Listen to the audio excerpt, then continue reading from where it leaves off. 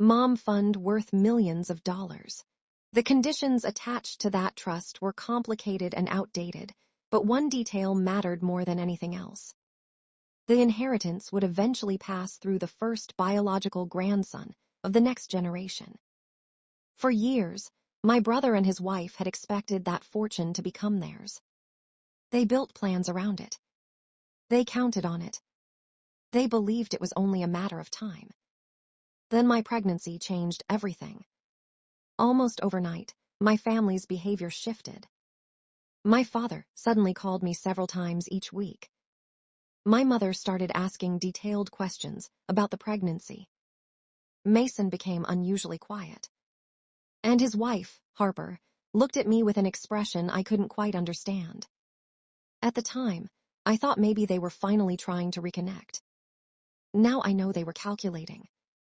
Looking back, the signs were obvious. My father constantly brought up legal paperwork. Mason asked strange questions about inheritance laws. Harper stopped hiding her resentment altogether. But I ignored the warning signs.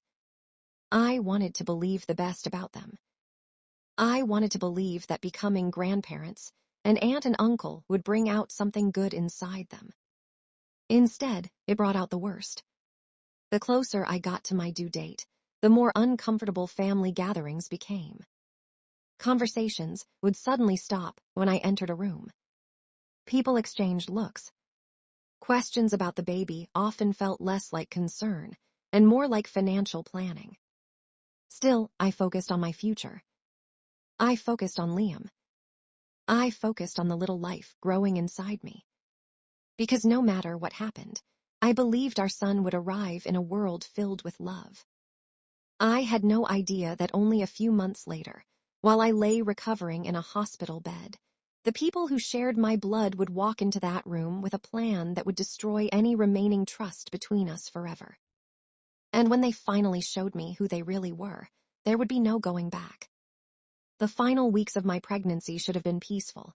They should have been filled with excitement, preparation, and the simple joy of waiting to meet my son. Instead, there was a growing tension that followed me everywhere. At first, it was difficult to explain. No one openly said anything cruel. No one directly threatened me, but I could feel it. Every family gathering felt uncomfortable. Every phone call from my father seemed to have a hidden purpose. One evening, about a month before my due date, my father invited Liam and me to dinner. The moment we arrived, I knew something was wrong. The atmosphere felt forced. My mother smiled too much. Mason barely spoke.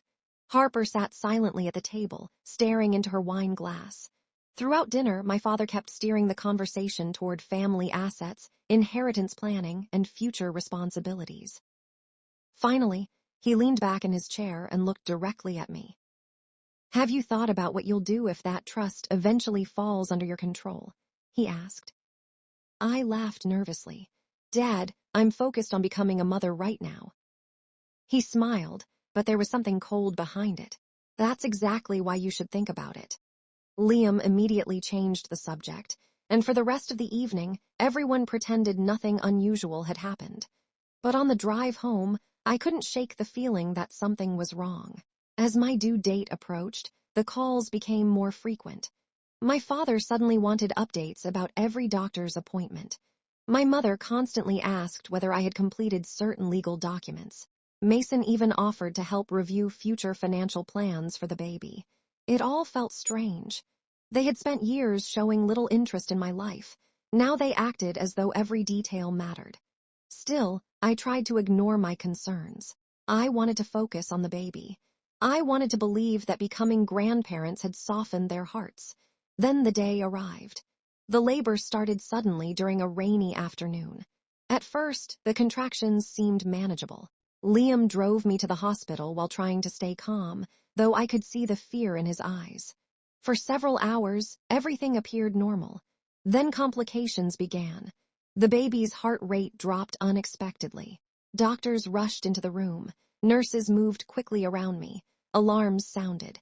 Medical staff exchanged worried looks. I remember hearing one doctor say, "We need to move now." Everything happened so fast after that. Within minutes, I was being wheeled toward surgery. Bright lights passed overhead. People spoke in urgent voices. I squeezed Liam's hand as tightly as I could. Then everything faded. When I finally woke up, I felt exhausted and disoriented. Pain stretched across my lower abdomen. My mouth felt dry. My entire body seemed heavier than it had ever been. Then I heard a tiny cry. A nurse carefully placed a small bundle into my arms. The moment I saw him, nothing else mattered. He was perfect. His tiny fingers wrapped around mine. His eyes remained closed as he slept peacefully against my chest. I cried. Liam cried. Even the nurse looked emotional. After months of waiting and years of dreaming, our son was finally here. We named him Noah. The next few days passed in a blur of feedings, medical checks, and exhaustion. Recovery from the emergency surgery was harder than I expected. Sitting up hurt, walking hurt, even laughing hurt. But every time I looked at Noah, the pain seemed smaller. On the third day, things began to change. That morning, Liam received several calls regarding insurance paperwork connected to the emergency procedure. Hospital administrators needed signatures and approvals before discharge. Around lunchtime, he kissed my forehead and smiled. "I'll be back soon," he said softly. "Take your time," I replied. Noah was sleeping peacefully beside me. The room felt calm, safe. I had no idea that within minutes, everything would change. About 10 minutes after Liam left, there was a knock at the door. I expected a nurse. Instead, my father walked in. Behind him came my mother, then Mason, then Harper. The sight of all four of them standing together instantly made me uncomfortable. Something about their expressions felt wrong. No one smiled. No one congratulated me. No one asked about the baby. They simply entered the room and closed the door behind them. My father carried a leather briefcase. I remember staring at it, wondering why he had brought business materials to a maternity ward. "What's going on?" I asked. No one answered immediately. Instead, my father walked directly toward the bed. Without saying a word, he removed a stack of papers from the briefcase and placed them on top of my blanket. I looked down. The documents appeared legal. Several pages were marked with signature tabs. My stomach tightened. "What is this?" I asked quietly. My father folded his arms. "Something that needs your signature." I picked up the first page. As I began reading, my heart started racing. The paperwork would transfer significant rights connected to the family trust. Not temporarily, permanently. The more I read, the more shocked I became. I looked back at him. "You can't be serious." "I'm completely serious," he replied. My hands began shaking. "No," his expression darkened. "Chloe, don't make this difficult." I couldn't believe what I was hearing. 3 days after major surgery. 3 days after giving birth. And this was why they had come. Not to meet Noah. Not to support me. Not to celebrate. They had come for money, for control, for themselves. I slowly placed the papers aside. "I'm not signing anything." Silence filled the room. For a moment, nobody moved. Then Harper stepped forward. The bitterness in her voice shocked me. "You don't deserve it," she said. I stared at her. "What? You heard me." Years of jealousy seemed to pour out of her all at once. She spoke about sacrifices, about failed treatments, about dreams that never happened. And somehow in her mind, my son had become responsible for all of it. The room suddenly felt smaller, more suffocating. I looked toward my mother, hoping she would intervene. She said nothing. She simply stood there, watching. That hurt more than anything, because in that moment I realized something. No one had come to protect me.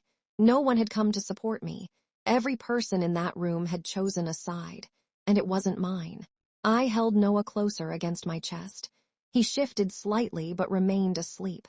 I could feel his warmth, his tiny heartbeat, his complete trust, and I knew with absolute certainty that no matter what happened next, I would protect him, even if it meant standing against my own family, even if it meant losing them forever, because the truth had finally become impossible to ignore. The people standing in that hospital room weren't acting like family anymore. They were acting like strangers who saw my child as an opportunity. And the worst part was that I had a feeling they weren't going to accept my answer. Not without a fight. The moment I said no, something changed in the room. It wasn't loud or dramatic. No one raised their voice right away. But the atmosphere shifted. The little bit of politeness they had been pretending to show disappeared. I could see it in their faces. My father no longer looked like a concerned parent. My mother no longer looked worried. Mason and Harper stopped pretending they were there to visit. For the first time, I saw exactly what had brought them to my hospital room. Greed. My father took a slow step toward my bed and crossed his arms. "Think carefully before you answer again," he said. "I already have," I replied. His jaw tightened. "You don't understand the responsibility that comes with this kind of wealth." I shook my head. "No, Dad, I understand it perfectly. That's exactly why I'm not signing." For a few seconds, nobody spoke. The silence felt heavy. Outside the room, I could hear distant hospital sounds. A cart rolling down a hallway. Nurses speaking softly. Somewhere nearby, a newborn baby was crying. Inside the room, however, everything felt frozen. Then Mason laughed. It wasn't a happy laugh. It was the kind of laugh someone makes when they think another person is foolish. "You always do this," he said. "Do what? Act like you're better than everyone." I stared at him in disbelief. "I never said that." "You don't have to." The bitterness in his voice surprised me. For years, I had believed Mason looked down on me because I wasn't important enough to matter. Sitting there in that hospital bed, I realized the truth was very different. He resented me. Maybe he always had. Every achievement, every success, every moment when I managed to build something for myself. He hated all of it. And now, for the first time in his life, something he believed belonged to him was slipping away. Harper suddenly stepped forward. Her eyes moved from me to Noah. I immediately held him tighter. The expression on her face sent a chill through me. It wasn't sadness. It wasn't disappointment. It was anger, pure anger. For years, I knew she had struggled with infertility. I knew how painful that journey had been. I genuinely felt sympathy for her. But sympathy disappeared the moment she looked at my son as though he had stolen something from her. "You got lucky," she said quietly. I frowned. "What does that mean?" "You know exactly what it means." I didn't answer. Harper folded her arms. 7 years, she said. 7 years of doctors, treatments, medications, tests, failures. And then you walk in and get everything. I felt a knot form in my stomach. "This isn't a competition." "Easy for you to say." The room fell silent again. For the first time, I began realizing this wasn't simply about money. The trust fund was part of it. But underneath all of it was resentment that had been building for years. My success, my marriage, my happiness, my child. Every one of those things reminded them that life wasn't unfolding according to their plans. And they couldn't accept it. My mother finally spoke. Her voice was softer than everyone else's. "Chloe, sweetheart, maybe we can find a compromise." I looked at her. A compromise? I had just given birth. I was recovering from emergency surgery. And somehow we were discussing negotiations over my child's future. "There is no compromise," I said. The disappointment on her face felt almost rehearsed, as though she had expected me to surrender, as though she couldn't understand why I wasn't cooperating. For years, I had been the daughter who gave in, the daughter who apologized, the daughter who sacrificed. But becoming a mother changed something inside me. Suddenly, it wasn't just about me anymore. Every decision affected Noah, every choice shaped his future. And I wasn't willing to sacrifice him the way I had sacrificed myself. My father seemed to realize he was losing control of the conversation. His patience began disappearing. "Do you know how much we've invested in this family?" he snapped. I blinked. "What?" "Everything." His voice became louder. "This company, this reputation, this legacy." I couldn't believe what I was hearing. "Then maybe you should have protected it instead of depending on an unborn child to save it." The words slipped out before I could stop them. The room instantly went quiet. My father's face turned red. Mason looked shocked. Even my mother seemed stunned. For years, nobody had challenged Richard. Not publicly, not directly. Certainly not me, but I wasn't thinking about family politics anymore. I was thinking about my son, and suddenly I wasn't afraid. My father stared at me for several seconds. Then he spoke through clenched teeth. "You have no idea what you're doing." "Maybe," I said calmly, "but I'm still not signing." The answer pushed him over the edge. Without warning, he slammed his hand onto the side table beside the bed. The sudden noise made Noah start crying. My heart immediately raced. I picked him up and held him against my chest. "It's okay," I whispered. His tiny cries filled the room.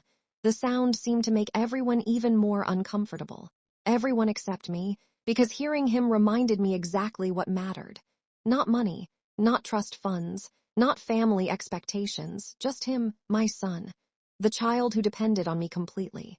My father pointed toward the paperwork. "This is your final chance." I looked directly into his eyes. "No," one word, simple, clear, final. For a moment nobody moved. Then something unexpected happened. My father's expression changed. The anger disappeared. The frustration disappeared. And what replaced it scared me more than anything else. Calmness. Cold, controlled calmness. It was the look he always wore when he was planning something. When he believed he had another move left to play. Slowly, he picked up the documents. Carefully, he placed them back inside the briefcase. Then he looked at me. "You've made a mistake." A chill ran down my spine. "What does that mean?" He ignored the question. Instead, he turned toward the door. Mason followed. Then Harper. My mother hesitated for a second before leaving as well. Just before stepping into the hallway, my father stopped. Without looking back, he spoke one final sentence. "You'll regret this." Then they were gone. The door closed behind them, and suddenly the room felt strangely quiet.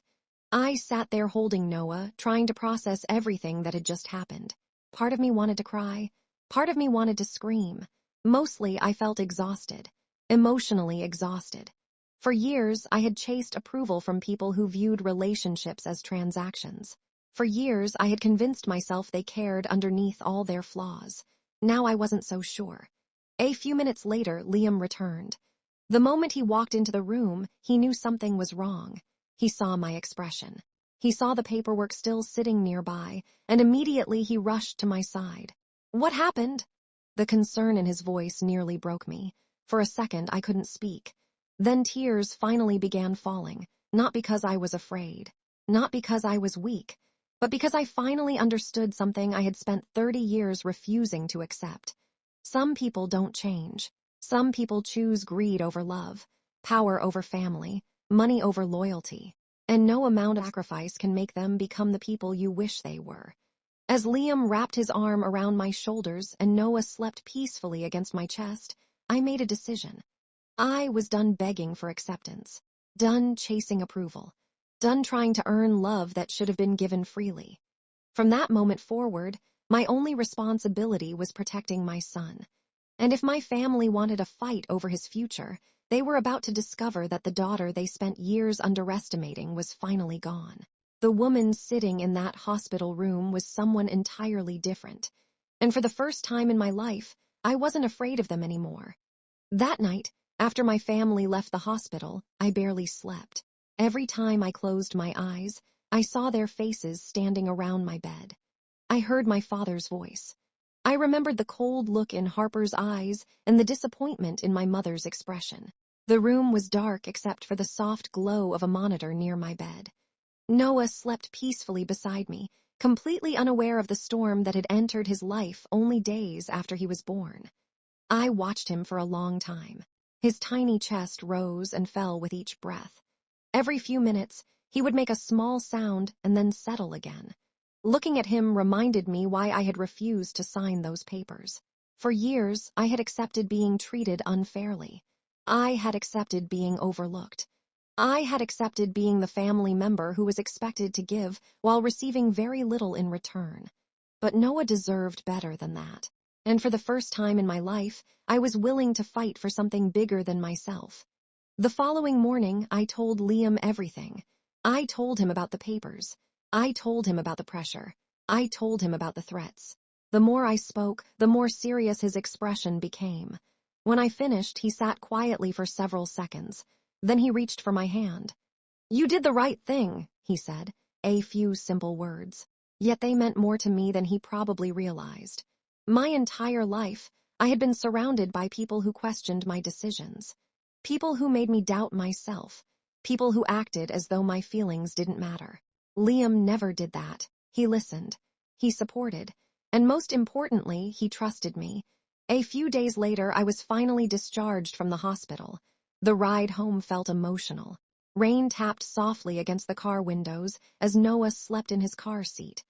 Liam drove carefully while occasionally glancing into the rearview mirror. Everything should have felt peaceful. Instead, I couldn't shake the feeling that something wasn't over. My father wasn't the type of person who accepted defeat. Neither was Mason. And after what happened in the hospital, I knew they weren't simply going to walk away. For the first week at home, I focused entirely on recovery.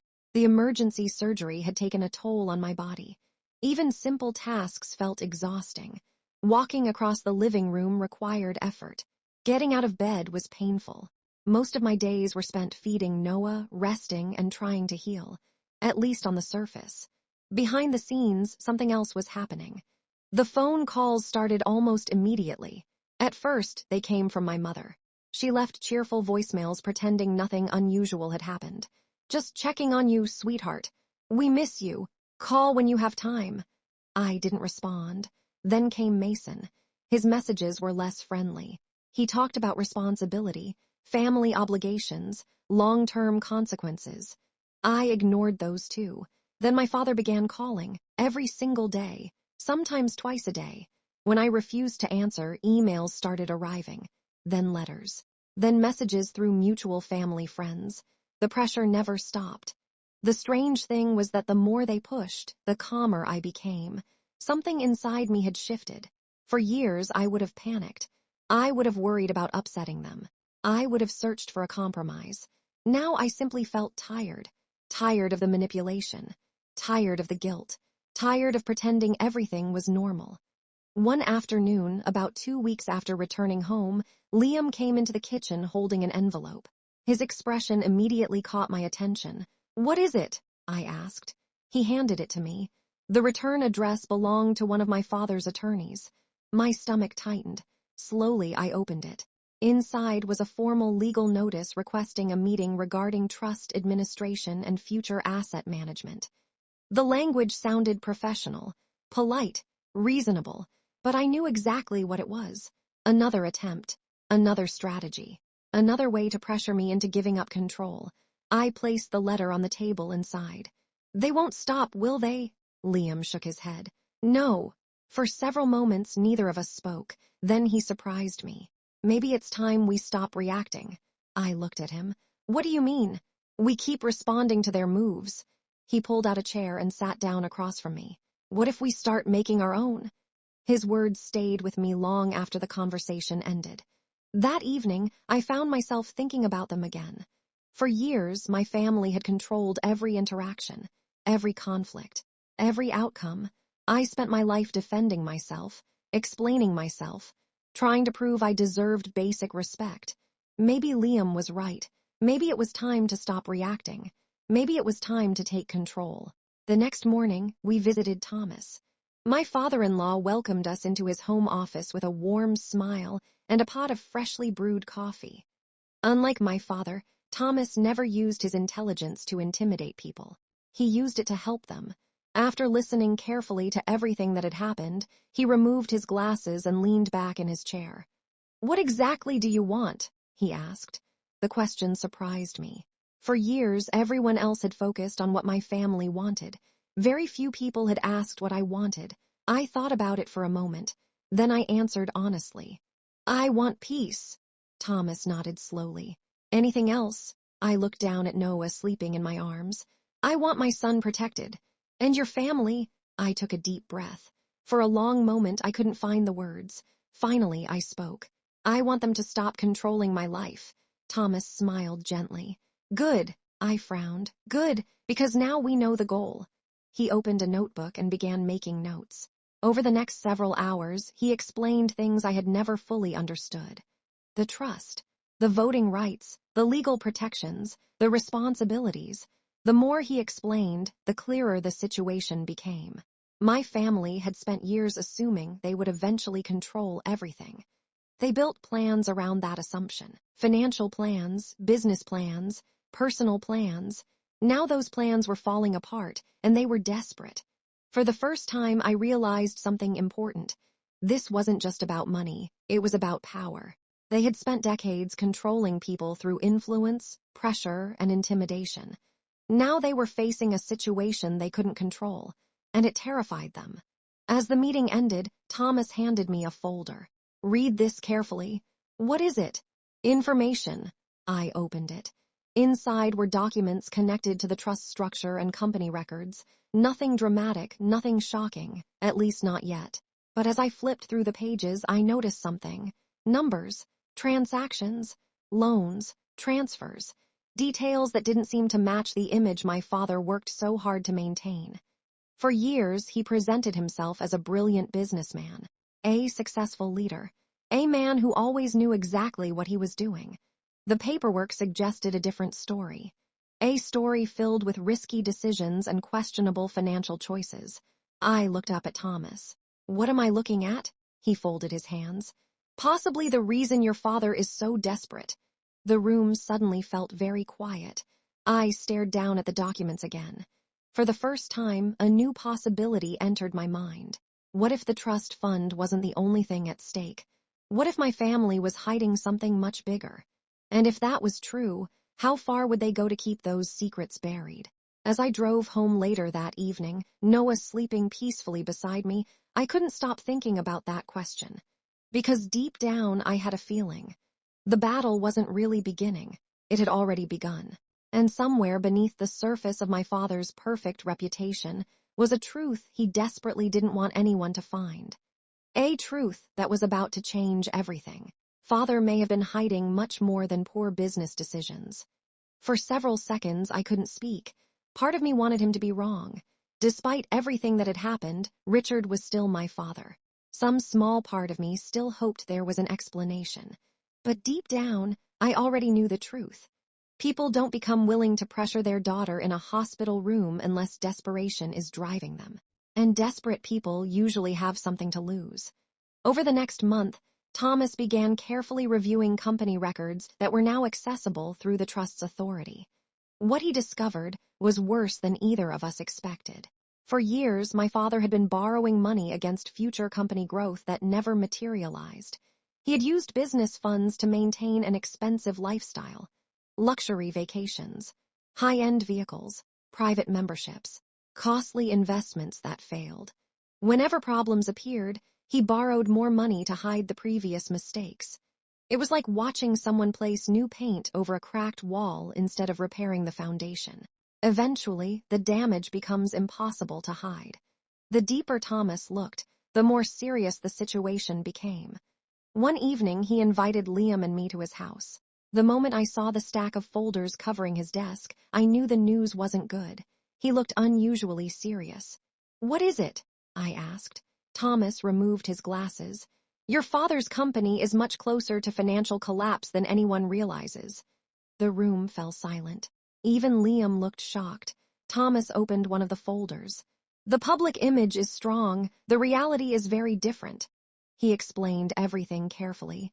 Years of reckless decisions, massive debt, questionable accounting practices, money spent on appearances instead of stability. The business wasn't thriving. It was surviving. Barely. Suddenly, my father's behavior made perfect sense. The trust fund wasn't simply valuable. In his mind, it was a lifeline. Without it, many of his problems would become impossible to hide. I sat quietly as the realization settled over me. For years, he had blamed others, employees, business partners, the economy, bad luck. But the truth was much simpler. His own choices had created the crisis. And now he wanted my son to pay the price. That realization erased the last traces of guilt I had been carrying. A few days later, something unexpected happened. My mother called. Not through lawyers, not through assistants, personally. For a long moment, I stared at the phone before answering. "Hello?" There was silence on the other end, then I heard her voice. She sounded tired, older somehow. "How's Noah?" The question surprised me. "He's doing well." "I'm glad." Another silence followed. For the first time in years, neither of us seemed to know what to say. Finally, she spoke again. "Your father is struggling." I closed my eyes. Of course he was. For most of my life, that sentence had been used to excuse his behavior. Your father is stressed. Your father is under pressure. Your father didn't mean it. Always an explanation. Always a reason. Never accountability. This time I didn't respond. My mother sighed softly. Things have gotten complicated. I looked out the window. Rain was falling across the backyard. Noah was sleeping peacefully nearby. For a moment I felt sad. Not angry, not bitter, just sad. Because I realized my mother still couldn't see what had happened. Even now she was worried about Richard. Not about the daughter he had betrayed. Not about the grandson caught in the middle. Just Richard. Finally I spoke. "Mom, do you know what hurt the most?" She was quiet. "It wasn't the paperwork." She didn't answer. "It wasn't the trust fund either." My voice trembled slightly. "It was realizing none of you came to see Noah."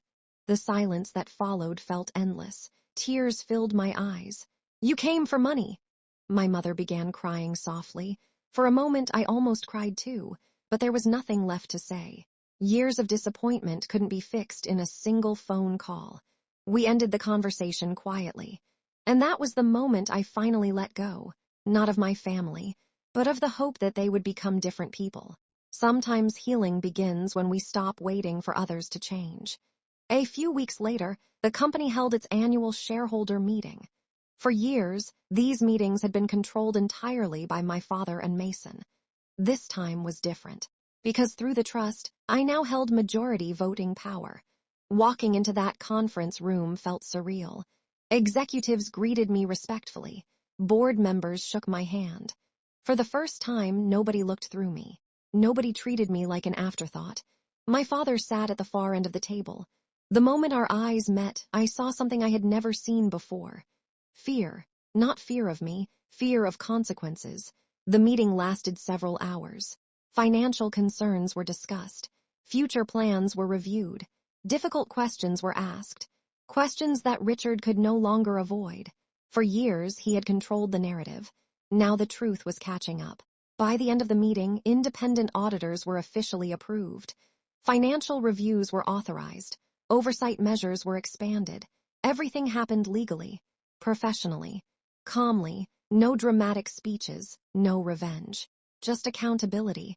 As everyone left the room, my father remained seated. For a moment, neither of us moved. Then he spoke. "You think you've won?" I looked at him carefully. "No," his expression hardened. "You took everything." I shook my head. "No, Dad." My voice remained calm. "You lost it." For several seconds, he simply stared at me, then he looked away. And for the first time in my life, I saw him not as a powerful man, not as a frightening man, not as someone whose approval I desperately needed. I saw him as a person living with the consequences of his own choices. Nothing more, nothing less. Several months later, life finally became peaceful. Noah grew stronger every day. His laughter filled our home. His first smile melted every remaining piece of sadness inside me. Liam continued being the steady, loving partner he had always been. And little by little, I healed. Not just physically, emotionally. The wounds left by my family took longer to recover from than the surgery ever did. But they healed too. I learned that family is not defined by blood. Family is defined by love, by respect, by the people who stand beside you when you need them most. For me, that family was Liam. It was Noah. It was Thomas and Susan. The people who showed up when it mattered. The people who expected nothing in return. As for my parents and Mason, contact became rare. Occasional messages, brief updates, nothing more. The distance felt sad sometimes, but it also felt healthy. Because peace often requires boundaries, and boundaries are not punishment. They are protection. Today, when I watch Noah playing in the backyard, I think about everything that happened. The hospital room, the pressure, the betrayal, the fear. At the time, it felt like my world was falling apart. But looking back, I realized something important. That painful moment didn't destroy my life. It revealed the truth. It showed me who genuinely loved me. It showed me what really mattered. And it taught me a lesson I hope Noah carries with him forever. Never measure your worth by someone else's approval. Never sacrifice your peace to earn love that comes with conditions. And never forget that the strongest families are not always the ones connected by blood. Sometimes they are the ones connected by kindness, loyalty, and the choice to stand together when life becomes difficult. And in the end, those are the relationships that matter most. This story began with betrayal in a hospital room, But it ended with something far more valuable than money or inheritance. It ended with freedom. And sometimes, freedom is the greatest gift a person can ever receive.